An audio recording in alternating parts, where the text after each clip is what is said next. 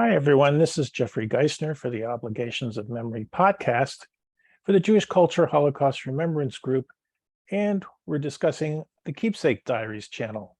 I'm here with Agnes Schipper, who is the author of Sabine's Odyssey, A Hidden Child and Her Dutch Rescuers. So, Agnes, maybe you can share with us a couple keepsakes that you have that are important and the memories of them. So my keepsakes are really documents and identity documents because they tell a lot of the story. This is the copy of the German passport of my mother, issued in 1939. You can see the big J, so the segregation and isolation of Jews.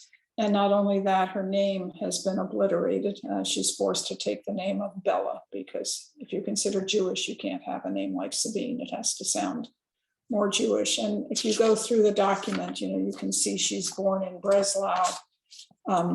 So that's one of the documents. And then I have her original identity card and her forged identity card. She spent the war years in the Netherlands. She originally lived in Amsterdam, above ground, so to speak, and everyone was forced to register. So you can see a faded photograph, the big J again, and then the stripes, which says that you are a foreigner about to London. So not Dutch. And this essentially was your would mean that you would be isolated and segregated. The J is essentially your doom if you lived in the Netherlands.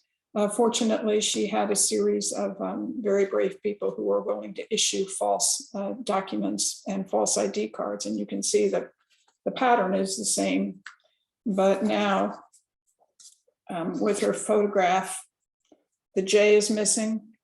And she's now not born in Breslau, Germany, but she is now a Dutch citizen born in Vals, Holland.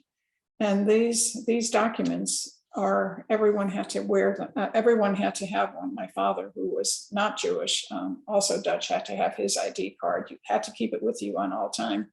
And this is a survival story. She was able to survive because people were willing to create these false documents and allow her to live under an assumed name.